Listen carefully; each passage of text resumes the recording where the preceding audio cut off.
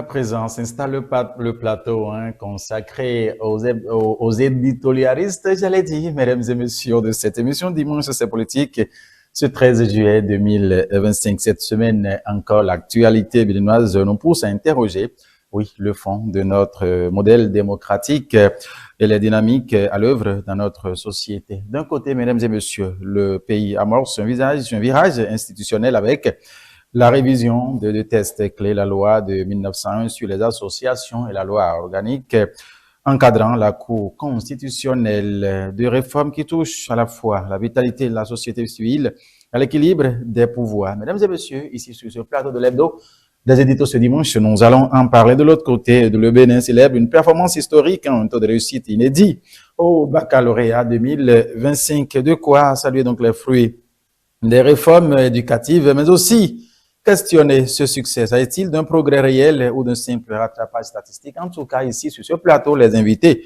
ensemble, nous allons donc faire le tour de sujets forts, de vision du pays à débattre. C'est dans l'hebdo des éditos. Mesdames et messieurs, installez-vous confortablement car ils sont aussi là avec nous. Ici, ce dimanche, Émeric Joël Alagoué, il est le directeur de publication du journal L'Emblème du jour. Joël Alagoué, bonjour. Bonjour Mathieu, bonjour chers confrères, chers consoeurs de télé, et bonjour aux téléspectateurs qui sont calés et qui suivent télé tous les dimanches pour l'information. Merci beaucoup pour votre disponibilité ce matin. Moubarak Assumbolo, directeur de publication du quotidien Le Meilleur, lui aussi est là. Bonjour Moubarak. Bonjour Mathieu, bonjour chers confrères, bonjour téléspectateurs de ETélé. Merci de m'avoir invité.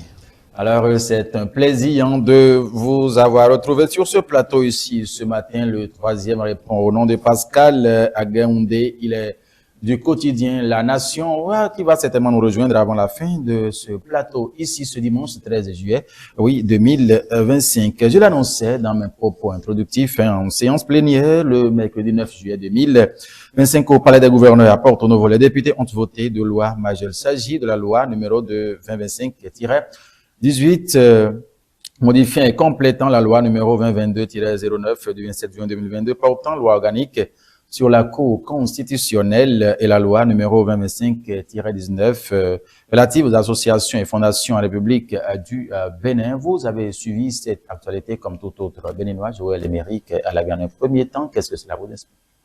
D'abord, il faut saluer le gouvernement de la rupture, qui est un gouvernement qui ose et vous savez, quand les politiques dirigent le pays, leur première solution, c'est comment faire pour pouvoir être plus fort et plus populaire. Mais par contre, le chef de l'État, le président Patrice Talon, pour lui, il faut des réformes, il faut évoluer et il faut faire avancer le pays. C'est pour cela que nous sommes déjà habitués, tous ceux qui sont journalistes parlementaires au Parlement, quand le gouvernement prend des initiatives, il envoie au Parlement, oui. Et le président de l'Assemblée avec les membres du bureau de la conférence des présidents et même tous les députés, ils s'imprègnent d'abord de la loi par des séminaires d'imprégnation. Et après ça, ils font les travaux en commission, ils voient la portée, ils apportent des amendements avant que cela ne vienne en plénière. Et quand ça vient en plénière, il y a toujours le représentant du gouvernement, surtout le ministre de la Justice, chargé de la législation, qui est toujours présent et qui répond aux préoccupations des députés. Et ensemble, les lois sont votées. Si vous remarquez, vous allez constater que les lois sont votées pratiquement par les députés présents et représentés. Même ceux de la majorité parlementaire et l'autre, la minorité parlementaire, ils sont en train de voir réellement la portée du fruit des réformes. Et il faut s'adapter au temps. Surtout, quand on fait des réformes, il y a certaines lois qui sont touchées. Il faut aller toucher, aller modifier des lois, même voter pour en demander des fois une seconde lecture, afin de corriger certaines choses pour pouvoir s'adapter au temps. L'autre chose, pour finir d'abord, vous allez constater que la qualité des débats au Parlement, surtout après la présentation du rapport général, par le rapporteur ou le président de la commission en charge du dossier, on permet à tous les députés, à tous les groupes parlementaires représentés au Parlement, ils sont d'ailleurs 3, le groupe parlementaire Union progressiste sur le renouveau, le groupe parlementaire le Bloc républicain et le groupe parlementaire les démocrates. Oui. On leur donne du temps selon le nombre de députés que chacun a amené. Et ceux qui veulent s'exprimer, s'expriment. Quand ils finissent de s'exprimer, ils finissent de poser leurs questions, on répond, le président de la commission apporte les éléments de réponse, le gouvernement prend la parole, répond et donne des explications si ça concerne le gouvernement. Après ça, le président demande encore s'il y a d'autres qui veulent encore intervenir. Les gens se prononcent, il ouvre encore une seconde liste. C'est pour dire que le peuple se retrouve à travers ce que les parlementaires font. Parce qu'ils sont les représentants du peuple et tout le monde y participe. Sinon, regardez des lois qui existent depuis toujours et on ne touche pas ces lois alors qu'on est en train d'évoluer, tout change. Et pour pouvoir être un pays réellement, un modèle en démocratie, quand je prends par exemple la loi qui a été votée pour la constitutionnelle, il est vrai que ça permet un bon encadrement, mais ça permet aux citoyens de faire des recours facilement, pour pouvoir être écoutés, mais pas aller dans les dérapages. Voilà. Parce que ça a été bien encadré et autres. N'importe qui ne se lève pas pour écrire pour la forme, pour fatiguer les sages de la cour et autres. Et dit tout est encadré et ça permet réellement une vivacité de notre démocratie. Voilà.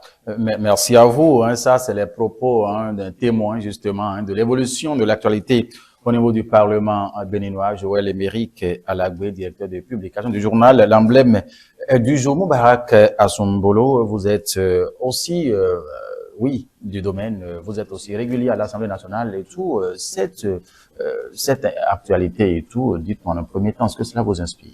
D'abord, je veux remercier le confrère Émeric a d'abord pris le temps de faire un brainstorming de comment la procédure se passe là-bas. Ça se déroule là-bas. D'abord, merci pour lui. Ça a édifié les téléspectateurs, certainement. D'abord, lorsque moi je rentre dans le fond du sujet. Vous savez, la loi de 1901, elle a été adoptée en 1901. Le Bénin n'existait même pas. Quand je dis Bénin, je ne parle pas du territoire béninois, mais le pays Bénin n'existait même pas. En 1960, dès que nous avons eu le Dahomey après Bénin, nous avons adopté la loi. Nous sommes inscrits à la loi parce que c'est une convention universelle qui régisse la vie associative dans tous les pays du monde entier. Cela étant dit, de 1960 à aujourd'hui, le monde a évolué. Le monde a évolué. Aujourd'hui, les associations, quand pas d'associations et fondations, les ONG, les associations fêtières, tout ce qui entoure ça, ne respectent plus l'esprit créatif qu'avaient les gens qui ont initié cette association. Aujourd'hui, les trucs ont tellement évolué à tel enseigne qu'une association aujourd'hui ou bien une ONG aujourd'hui, alors avant n'était pas appelée à faire du profit, parce qu'ils sont là normalement à aider, mais aujourd'hui on a constaté que ces derniers commencent par trouver des manies pour faire entrer de l'argent. Je ne sais pas si vous comprenez. Donc, toutes ces lois, c'est pourquoi j'ai aimé un peu l'intervention de Envoyé Blas sur la question qui dit que cela vient corriger beaucoup plus et cela vient empêcher les ONG, les fondations, les associations de se faire de l'argent au détriment d'aider la population. Parce que n'oublions pas, une association, son rôle premier, c'est quoi? C'est de se substituer à l'État, d'aider l'État dans certaines conditions, bien sûr encadrées par l'État, à résoudre les problèmes des populations.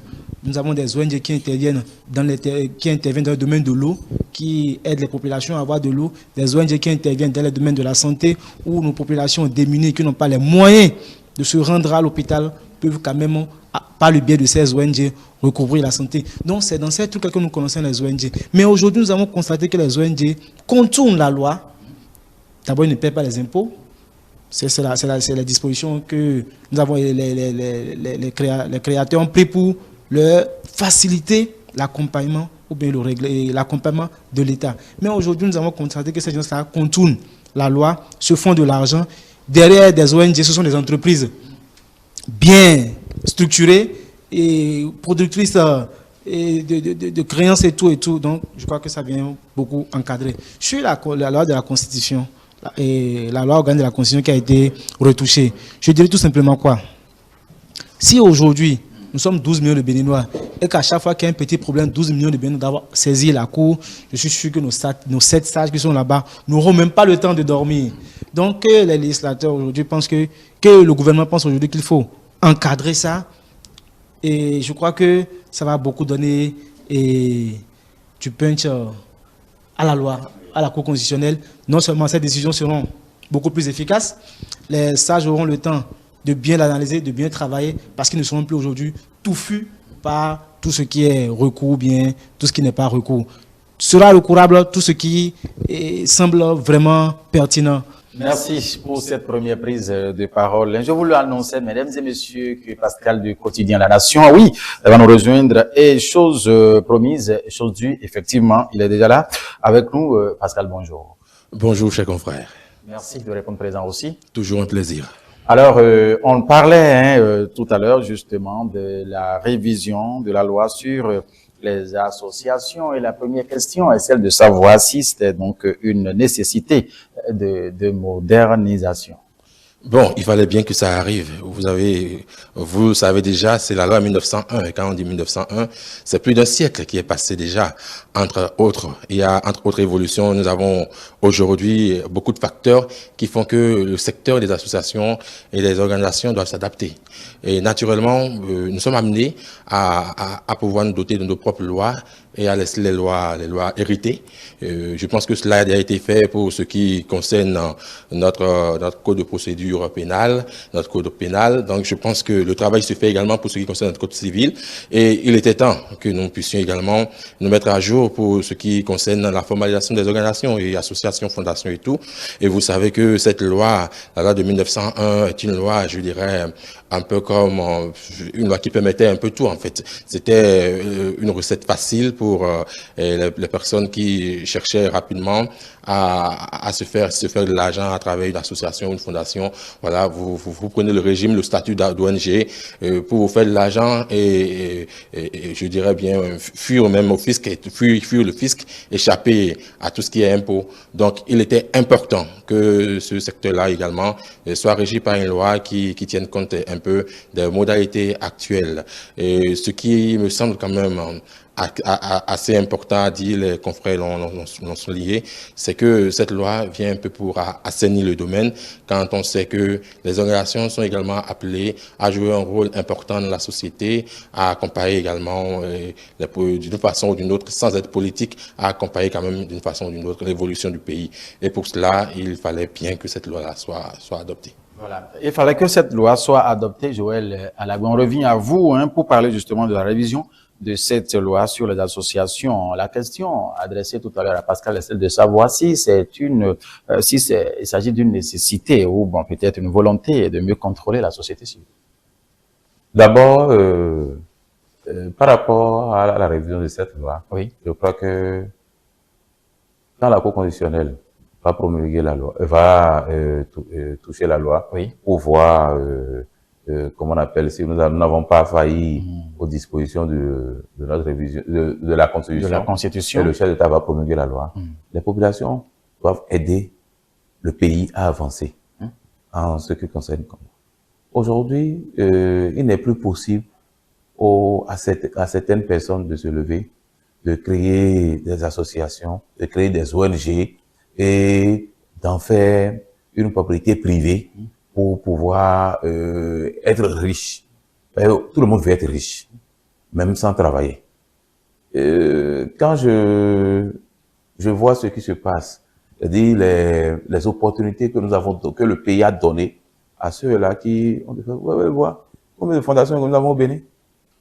N'importe qui se lève, il trouve un peu d'argent, fondation telle, il met son nom, fondation telle, et au final, on ne voit même pas ce qu'ils font. Les fondations là, on ne voit même pas ce qu'ils font.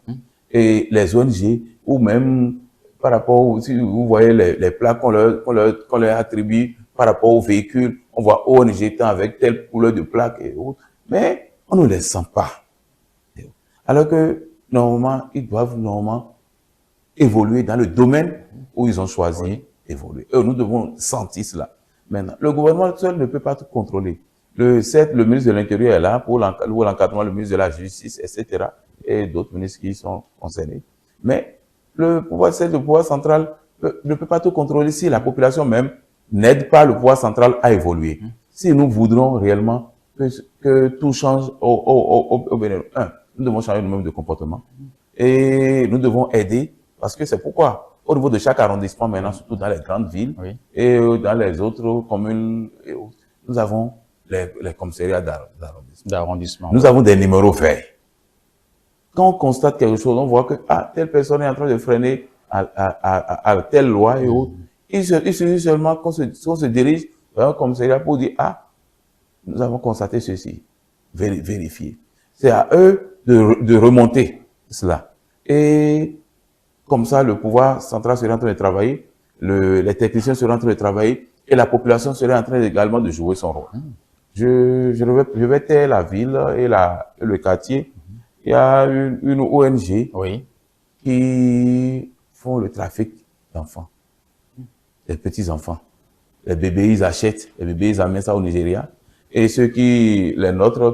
femmes qui n'ont pas eu la chance d'accoucher, et après, on a dit 2 mois après, on dit que oui, qu'elle a fait jumeau. On n'a pas vu grossesse, on n'a rien vu, on dit qu'elle a fait jumeau. Quelle magie alors. Vous voyez? Et ils vont au Nigeria. En même temps, ils sont absents du territoire 1 mois, où ils se cachent quelque part, on leur amène les enfants. Après, ils viennent avec les enfants, on dit, ou elle ne peut même pas téter les enfants. On est obligé d'adapter du lait et autres. Et après, les enfants grandissent même vite. C'est comme si on leur donne des proventes. Et ça évolue. Et tu te poses toi-même de questions. Mais ce qui s'est passé, et un monsieur a été mal vu dans le quartier, dans la zone, jusqu'à ce jour. Mais il est allé dénoncer. Pour dire, la nuit, là, quand lui, il entend, c'est les cris de bébé. Il entend seulement dans cette maison. Et après, les gens partent, c'est les bébés qui viennent, et les bébés, d'autres personnes viennent chercher les bébés. Vous savez, la police était vraiment à remercier en son temps. Et ce monsieur était obligé de quitter le quartier. Parce qu'on a encerclé la maison est surveillée, le propriétaire de la maison a disparu, et est reparti au Nigeria, ne peut plus revenir aujourd'hui. Donc, au moins, ce monsieur audacieux, qui a construit dans ce quartier, même si le propriétaire qui organise ce trafic-là influence le quartier, soutient les gens dans le quartier, ça a fait que l'autre a quitté la maison. Il a dénoncé, mais il n'a pas été protégé. Sa maison, mais il était obligé de louer sa maison et d'aller ailleurs. Parce qu'il était mal vu. Il ne se sentait plus en sécurité. Donc, qu'est-ce que je voulais dire? Il faudrait que ceux de la police aussi, quand les gens viennent pour pouvoir faire des démonstrations, qu'il y ait le secret professionnel aussi, et pour protéger ceux-là qui viennent apporter un plus, ceux-là qui viennent dénoncer, on les protège et que leur nom ne sorte jamais. Voilà. Que la source de l'information ne soit pas dévoilée. Comme ça va aider le pouvoir central à bien suivre et à évoluer par rapport à cette loi qui a été modifiée. Et quand tout à l'heure, mon confrère de Le Meilleur disait qu'il tire chapeau à l'honorable Augustin Renouet-Blanc, qui a bien décortiqué le problème et qui a fait le gouvernement en apportant aussi d'autres modifications à certains articles le jour-là. C'était pour donner un appui technique à ce qui a été fait. Et c'est parce que eux, ils viennent des milieux où ces pratiques-là se développent, parce que il est de la communauté Tori, et dans la zone d'Afranco, Misrité, etc., Bazan aussi, à Porto-Novo. C'est ceux qui sont dans les villages, dans les milieux, ceux qui vivent les réalités, qui comprennent réellement, c'est dire le pourquoi cette loi était opportune. Mais par contre, ceux de la ville, on voit les gens circuler avec les plaques d'ONG, les gens associations, on communique sur les réseaux sociaux, même si ce qu'on n'a pas fait, on dit qu'on a fait et autres. Donc, il faut qu'il y ait également un suivi par rapport à tous ceux-là qui évoluent dans ce secteur. Il faut qu'il y ait un suivi pour qu'on puisse les suivre. Et il faut qu'il y ait également un rapport, si c'est un rapport annuel, par rapport aux activités. Si c'est comment le gouvernement a qu'à tracer une feuille de route pour que le contrôle y ait. Il faut que le contrôle y ait, que chacun respecte son couloir à Moubarak. C'est très important parce qu'aujourd'hui, ONG au Bénin, je crois que c'est un foutu. Chacun se lève, veut se faire un peu de l'argent, il va créer une ONG, juste pourquoi? Pour échapper au fixe, mais en retour, se fait beaucoup de l'argent. Vous savez, les programmes que nous connaissons aujourd'hui au Bénin, oui, ce sont des ONG qui ont d'abord existé, mais qui au fil du temps ont pris le terme programme parce que leur couverture, leur envergure devenait beaucoup plus grand. Moi, je connais des ONG, par exemple, qui existaient depuis 30 ans, mais qui aujourd'hui ne sont pas encore programmes. Juste parce que quoi? Parce que leur impact sur le terrain n'est pas visible. Ce sont des ONG, comme on l'appelle souvent, ONG dans sac, dans mallette. Ils n'ont pas de siège, ils n'ont pas de bureau, ce sont eux présidents à vie, ce sont eux, comment on l'appelle, directeurs exécutifs à vie. Donc, je crois que c'était un foutu.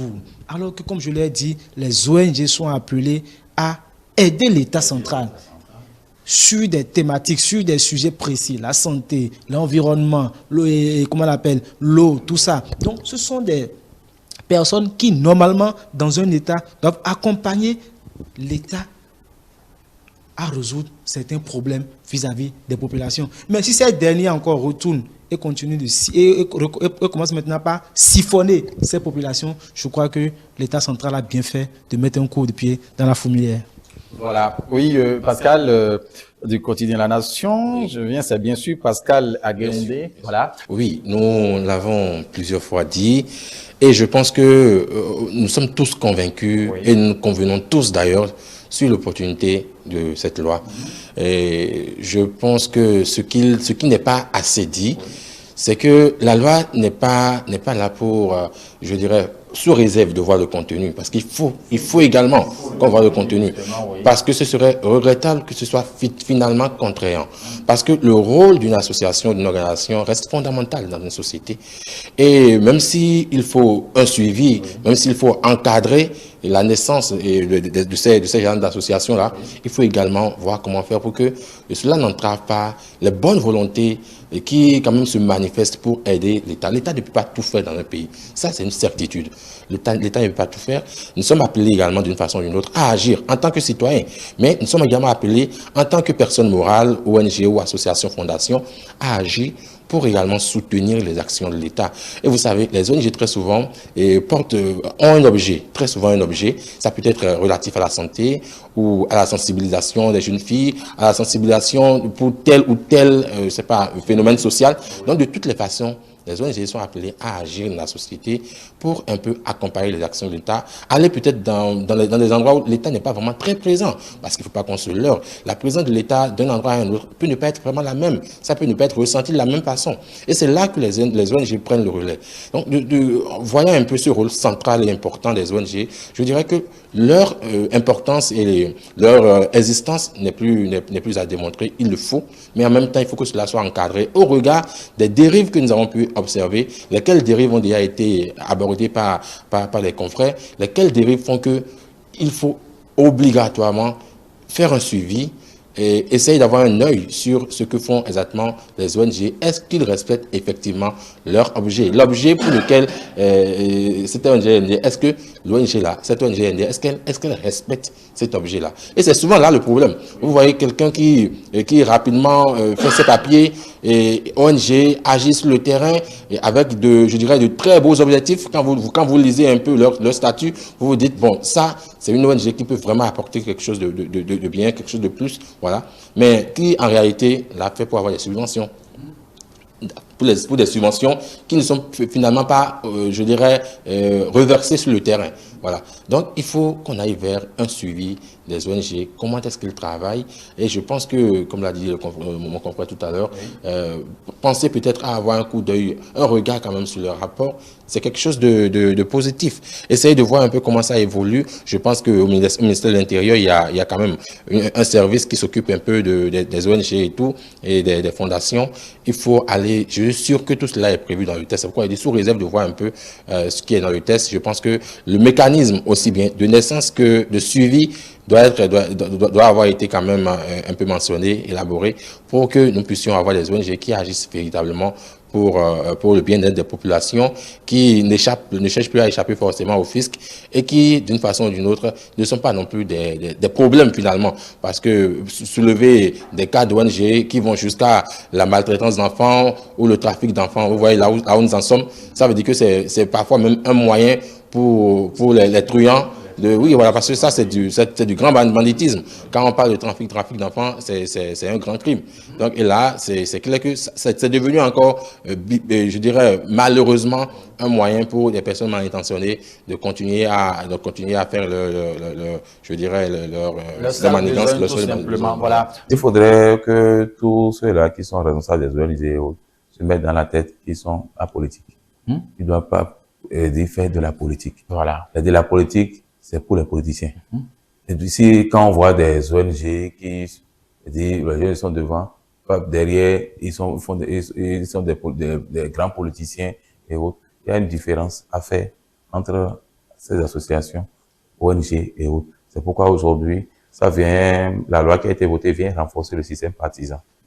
Et quand ça vient renforcer le système partisan, il y a que tous les jeunes, avant qu'ils organisaient des associations des jeunes, des associations des jeunes, et autres, après, ce sont eux qui font des déclarations pour dire qu'ils sont des politiques et autres. Quand on veut être politicien, on appartient à un parti politique.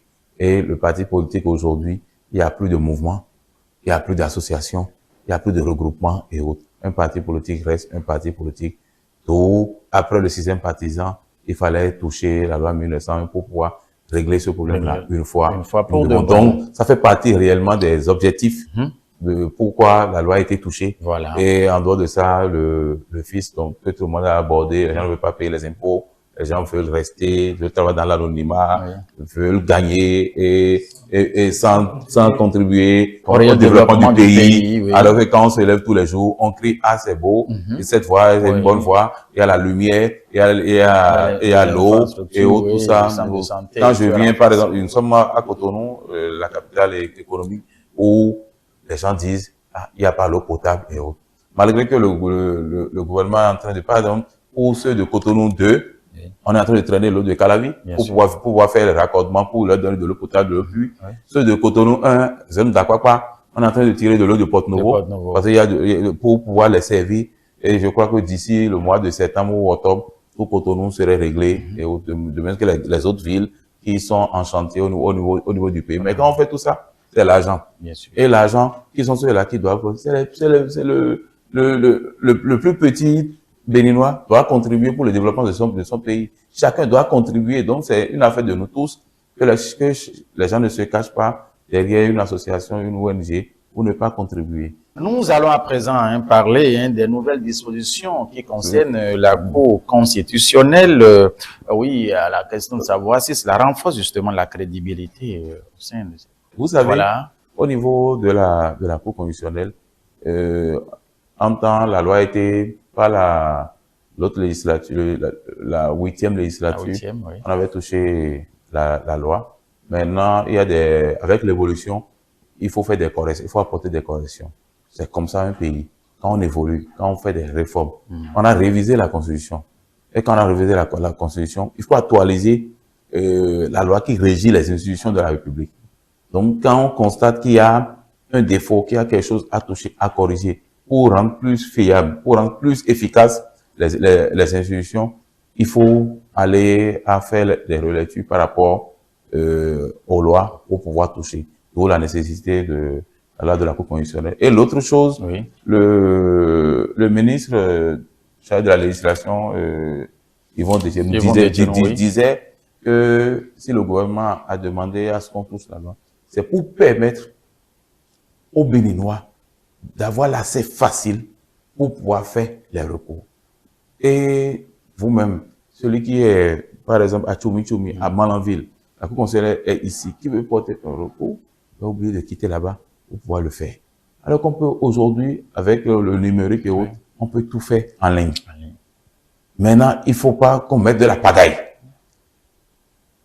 C'est pourquoi ils ont voulu encadrer ces recours-là. Ils ont voulu maîtriser le processus par rapport au recours en ligne que les gens peuvent faire de loin parce que tu es déplacé, tu veux parler du pays et tu veux comprendre quelque chose ou par rapport à tel domaine ou bien telle structure, ils sont allés contre la loi et tu demandes à la Cour constitutionnelle, il semble qu'ils ont failli à telle loi, et tu vas quitter là-bas pour venir jusqu'ici. Alors que tu veux aider ton pays. Regarde d'abord le trajet. Donc, c'est pourquoi aujourd'hui tout est en ligne, et on peut tout faire. Mais il faut qu'on puisse mettre ça dans la loi. En dehors de ça, si vous voyez le personnel de la Cour constitutionnelle, tout a été modernisé aujourd'hui. Mais les thèses n'ont pas prévu ça. C'est comme par exemple le règlement intérieur de l'Assemblée qui a été retouché, où tout a évolué. On a maintenant la direction de l'information et de la communication qui est maintenant à part, alors qu'avant, c'était le directeur des services législatifs DSL qui était toujours patron de la communication, de l'information et tout ça. Et c'était lourd. Donc, il faut qu'on puisse retoucher le règlement intérieur de l'Assemblée pour pouvoir insérer dedans par rapport aux réformes engagées au Parlement. Donc, c'est comme ça, aujourd'hui, les institutions de la République, on a fait de tout retoucher pour pouvoir s'adapter au temps et aux réalités de terrain. Voilà. Merci. Alors, Moubarak Asomolo, vous avez suivi aussi cette actualité. Il faut désormais voir dans quelles conditions, justement, certaines audiences peuvent se dérouler de manière publique. Oui, c'est important. Mais il faut rappeler que tous ces processus, toutes ces réformes que le gouvernement entend de faire à travers les institutions, ça nous amène à dire quoi? Cela amène le gouvernement à faire quoi? À rapprocher beaucoup plus les citoyens des institutions. Et aussi bien, depuis le début, les réformes, lorsque vous suivez, vous sentez que tout ce que le gouvernement fait, c'est de rapprocher davantage les citoyens des institutions, faciliter l'accès aux citoyens des institutions. Ceci étant dit, lorsque nous avons hérité de la démocratie en 90, ou bien lorsque nous avons commencé la démocratie en 90, le renouveau démocratique, nous avons eu l'impression que nos pères fondateurs ont fait du copier-coller. À tel enseigne que lorsque aujourd'hui vous voyez les tests, vous lisez tel test, vous lisez tel test, vous lisez tel test, vous ne sentez pas une uniformisation. On dirait que c'est du couper-coller, couper-coller, couper-coller. Aujourd'hui, ce que le gouvernement de Patrice Talon est en train de faire, il essaie un peu d'uniformiser tout. Il faut que cela fasse un. Il ne faudrait pas qu'une loi empêche l'autre d'exister. Il ne faudrait pas que l'existence de l'autre loi écorche celle-ci. Je crois que c'est ce travail que le gouvernement de Patrice Talon est en train de faire, tout en n'oublions pas qu'elle doit beaucoup plus se rapprocher des citoyens. Comme l'a dit mon confrère Emeric, je ne peux pas être un Béninois, vouloir saisir la cour, je vais quitter mon ville pour Cotonou. Et lorsque la cour va me reprogrammer encore pour audience, je vais encore quitter là-bas et revenir encore. Ce sera lourd. Depuis là-bas, je peux tout simplement, à travers le numérique, aller simplement sur Internet, je dépose mon recours. Et peut-être pour la séance, pour l'audience, peut-être pour ça, je pourrais me déplacer et venir écouter. Je crois que tout ça, cela concourt au bien-être du pays. Nous avons eu beaucoup de réformes comme ça, où si, au début, lorsque le gouvernement annonce la réforme, tu sens qu'il va y avoir peut-être intérêt, mais lorsque tu prends du recul et tu lis la loi, tu ressens que oui, non, je crois que cette loi l'empêchait l'autre d'exister. Je crois que l'existence de l'autre loi n'était pas vraiment en conformité avec celle-ci. Je crois que tout ça c'est pour uniformiser, pour permettre à la loi de respirer, à notre démocratie de mieux respirer, de mieux fonctionner. Bien sûr, en réalité, de nos besoins, en réalité du pays. Merci. Suivant les réalités du pays, bien sûr. Voilà, merci. Oui, Pascal, est-ce que voyez-vous la chose sur ce même angle? Bien sûr, mais je voudrais avant tout dire mon avis par rapport quand même à une phrase de mon confrère que je trouve quand même pas très juste. Quand on parle des pères de la Constitution, des premiers qui ont quand même les premiers qui ont quand même écrit les premières lois, je pense qu'il faut pas les taguer de paresseux. C'est pas comme s'ils n'avaient pas adapté un peu les lois aux réalités, sauf que les réalités sont changeantes. Elles évoluent dans le temps. Quand même, c'est des personnes qui ont la tête bien faite, qui ont quand même travaillé sur les différentes lois, et je pense que ce sont des personnes qui, d'une façon ou d'une autre, ont beaucoup tenu compte des réalités de ce temps-là.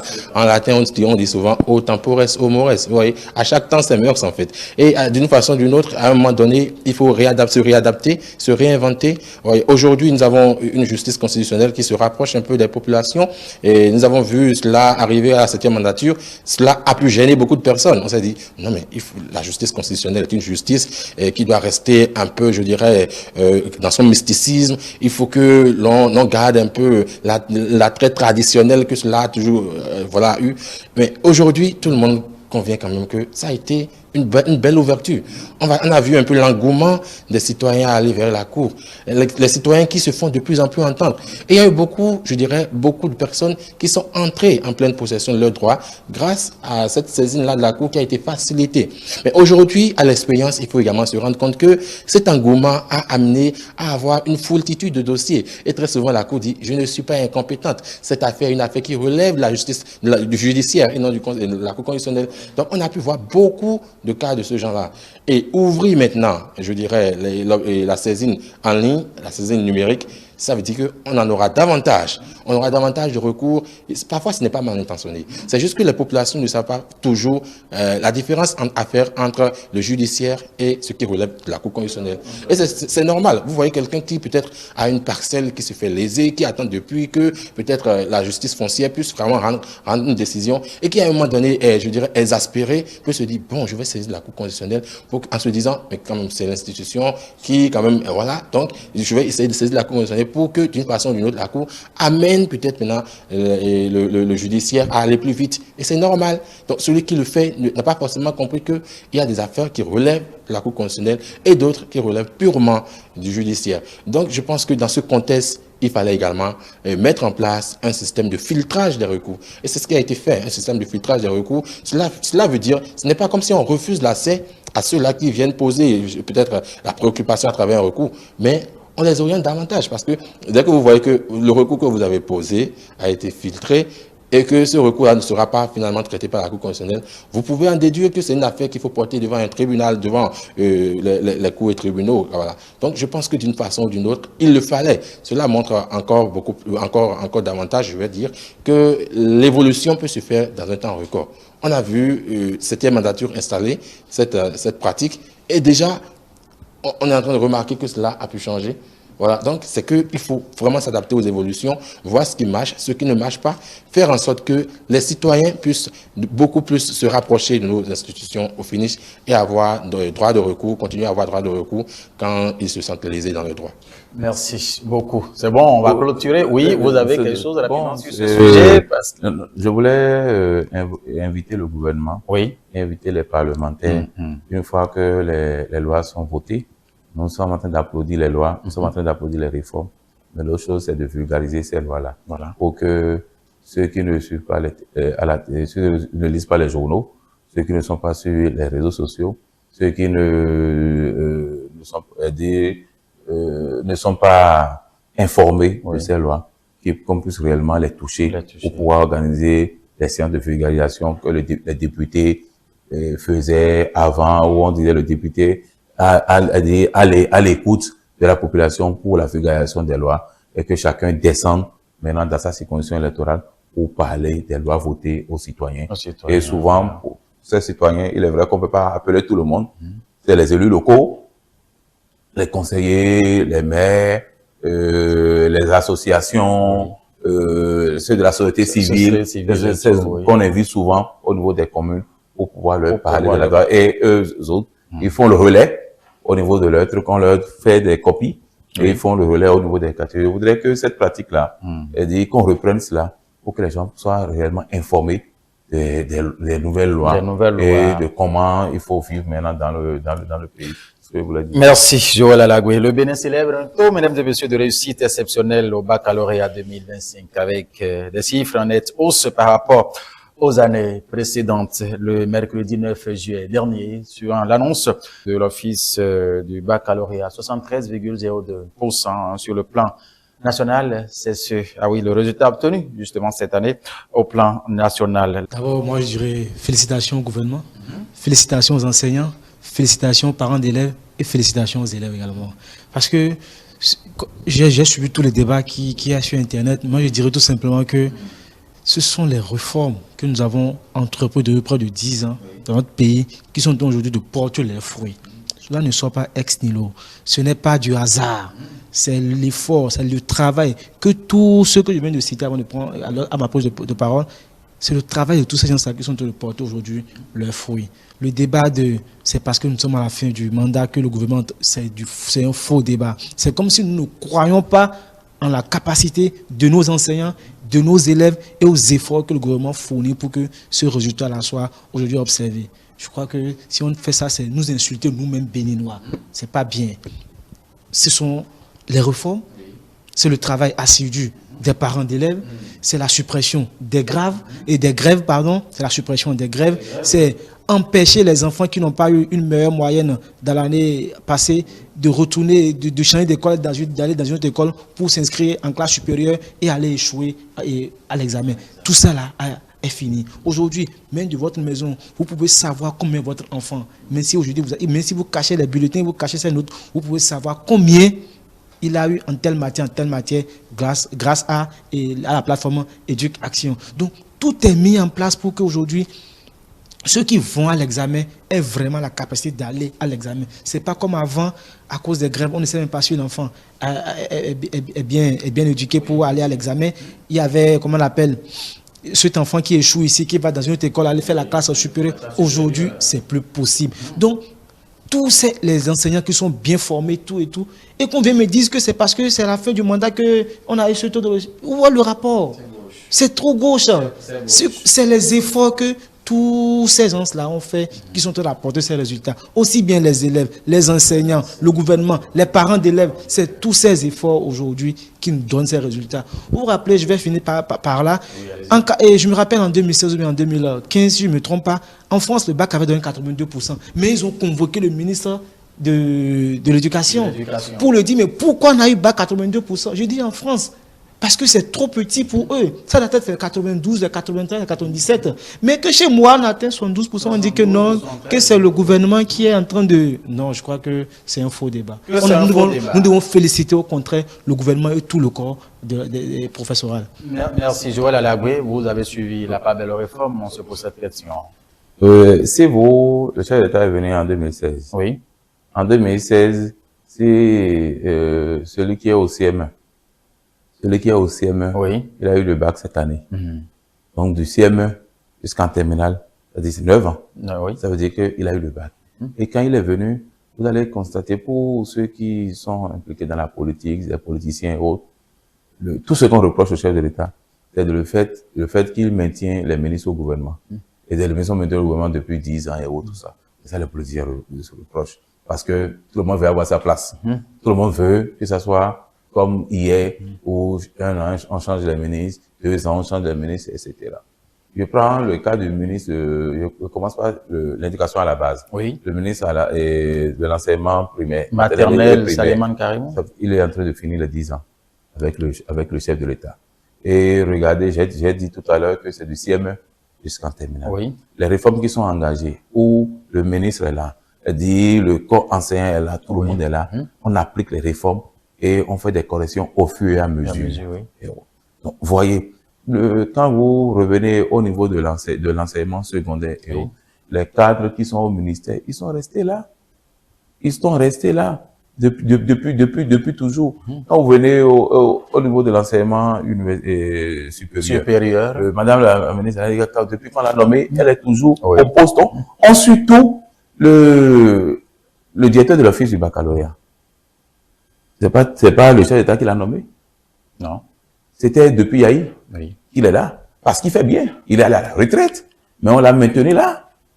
Et il organise bien le baccalauréat. Il est toujours félicité. Il organise bien le baccalauréat. Et regardez depuis quelle année il est là. Et il est toujours là. Et il travaille. Il est déterminé. Les techniciens qui sont là évoluent. C'est avant, quand on veut même envoyer les gens pour les surveillances, même les mécaniciens, dans les autres, on envoie les mécaniciens, les menuisiers, les ouvriers, les ouvriers, pour aller surveiller les examens. Avant, il n'y avait pas les examens blancs. C'est les écoles seulement qui organisent les examens blancs. Maintenant, c'est le gouvernement qui organise ça. Au plan national. Au plan national, les examens blancs. Et on voit, là où il y a les enfants de lacunes et autres, tout ça, et les enseignants, au niveau des collèges, au niveau des lycées et autres, corrigent. Vous voyez, c'est les réformes, ça. C'est des trucs qui sont salutaires. Maintenant, On permet, quand l'enfant fait la pagaille à l'école, on l'oublie, on le renvoie. Mais aujourd'hui, ce n'est plus ça. On invite les parents. Et les parents viennent à l'école. Les responsables d'établissement invitent les parents, viennent, on dit l'enfant. Et les parents à la maison prennent d'autres mesures par rapport aux enfants. On ne voit pas aujourd'hui parce que je dois chercher l'argent pour nécessairement envoyer mon enfant dans une école privée. Non. Il n'y a plus de grève. Quand on a réglé le problème de grève, les gens ont crié, même nous, les parents même ont crié. On dit que non, qu'est-ce que le gouvernement de la République est en train de faire? Qu'est-ce que le président Talon est en train de faire? Mais aujourd'hui, tout le monde applaudit. C'était pour notre bien. Nous, les parents. C'était pour notre bien. Ce n'est plus urgent pour toi aujourd'hui ou bien nécessaire d'envoyer ton enfant dans une école privée. Dans une école privée. Tu vas dans une école publique, c'est comme une école privée. L'encadrement je prends par exemple l'enseignement technique. L'enseignement technique, là, c'est ce que tu payes dans une école technique de l'État. Et ça, tu payes dans un privé. C'est l'État qui fixe la contribution. Et c'est des prix, le prix est un prix bas niveau pour tout le monde, pour permettre à l'enfant d'aller à tel endroit, tel endroit. Et les enseignants, les écoles sont évaluées. Les écoles également sont évaluées. Il y a des visites. La dernière fois, je n'ai pas fait publicité à une école technique où je partais, j'ai vu plein de gens. J'ai dit, c'est une école privée. On m'a dit non. L'État organise des descentes régulières. Des descentes régulières du moins. Des descentes régulières et inopinées dans ces écoles-là. Et on vérifie comment ça se passe. Et aujourd'hui, ils ont également des plateformes. L'autre chose, par rapport il y a le ministère de la Famille qui a plusieurs programmes pour aider les orphelins. Pour aider ceux qui ont les parents pauvres. Le ministère des Affaires sociales. Le ministère des Affaires sociales où on donne le petit déjeuner aux élèves. Je vous dis, on donne le petit déjeuner aux élèves. On leur donne les fournitures, les livres, on les assiste pour toute l'année. Pour qu'on ne dise pas que non, c'est parce qu'il n'a pas de père, il n'a pas de mère, il est orphelin, elle est orpheline et tout ça. Donc, ils n'ont pas les moyens pour... Non. C'est à la reddition de compte du gouvernement la dernière fois, quand on était sur le terrain, on a compris. Et les gens sont venus témoigner. Les parents sont venus témoigner comment on appelle, les bénéficiaires aussi ont témoigné. Donc, ce n'est pas seulement les réformes seules, mais il y a l'accompagnement et le suivi. C'est ça qui a donné ces résultats-là. Voilà. Pour moi, ça devait même donner plus. Pour moi, là, ça devait même donner plus. Voilà. Ou aujourd'hui, et je prends pas au niveau, par exemple, du BPC. Très rapidement, oui. Bon, au niveau, par exemple, du BPC, oui. Ou, comment on appelle, avant même pour les corrections, comme le corriger type est là, on regarde, on corrige, on envoie même ceux qui n'ont pas le BPC, ceux et autres pour aller corriger, non. Le ministère, surtout Madame Toy Fodé qui est venue, qui est en train de gérer le ministère, j'ai suivi une conférence de presse d'elle où elle a fait une descente aussi à Porte-Voix à la DEC et autres, tout ça, pour vérifier, où elle a mis également les gens qui sont venus travailler avec ceux qui sont les techniciens de la DEC et autres, pour pouvoir réellement tout suivre avec une rigueur. Avec une rigueur. Donc c'est ça qu'il faut. Voilà. Au moment des réformes, on disait que non, c'est dur et autres, tout ça. C'est maintenant nous sommes en train de bénéficier. Et ça serait comme ça pour toujours. Voilà. C'est pourquoi, même après le départ du président Patrice Talon en 2016, il faut qu'il y ait la continuité de ce qui est engagé. De ce qui est engagé. Oui, Pascal, vous avez suivi aussi. Il n'y a pas un cri de campagne déjà. Bon, moi, je voudrais dire que d'emblée, on ne peut pas tabler sur les résultats d'une année pour dire que c'est le fruit des réformes. Moi, je suis contre cette perception des choses. Il y a eu des réformes encourageantes, intéressantes. Je suis vraiment d'accord pour ça. Et lorsque vous voulez avoir des résultats chez un enfant, il faut voir la qualité de l'enseignant. Et on sait qu'il y a eu beaucoup de réformes touchant quand même à la situation des enseignants, à la rigueur même dans le recrutement des enseignants. Il faut voir également le programme scolaire qui est mis en place et il faut voir le suivi que dont les enfants bénéficient. Je pense qu'il y a eu des réformes qui ont touché tous ces aspects-là. Mais tabler sur un seul résultat pour dire que c'est le fruit des réformes, non. Le temps nous apprendra les leçons qu'il faut tirer. Pour le moment, ce qu'il faut dire, ce sont, je dirais, c'est le fruit des efforts conjugués de toutes les parties prenantes. Parce que on ne peut pas simplement dire c'est le fruit des réformes, non. Il y a eu des réformes avant 10 ans, je dirais. Et sous l'ère du président qui est passé, il y a eu des réformes. On a pu voir également des taux qui étaient parfois intéressants, parfois, mais bon, c'était le fruit des réformes. Après, ça a baissé. Et aujourd'hui, nous sommes en train de voir qu'il y a quand même un meilleur taux. Et ça dit que c'est déjà le moment de dire que c'est le fruit des réformes. Il faut observer. Mais nous pouvons déjà encourager ces candidats-là, encourager toutes les parties prenantes, tous les acteurs de l'éducation et dire qu'il y a quand même beaucoup d'efforts qui se font à chaque niveau. Ne nous l'aurons pas au niveau des parents. Il y a de plus en plus de laisser aller. Donc, on ne dira pas que, du genre, le suivi au niveau des parents s'est renforcé dans le temps. Pour ma part. Je pense que pour ma part, le suivi au niveau des parents ne s'est pas renforcé de temps en temps.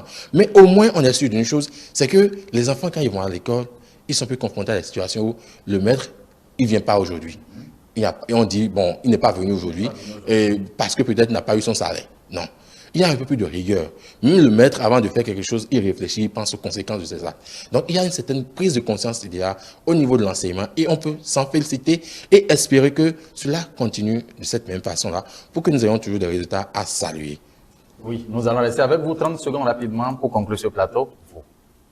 Bon, moi, je retiens quand même que d'une façon ou d'une autre, tout se fait pour que le Bénin évolue. Et tous les sujets que nous avons abordés un peu, ça va dans le sens d'améliorer un peu comment les choses se font, voir comment nous arrivons à obtenir de meilleurs résultats.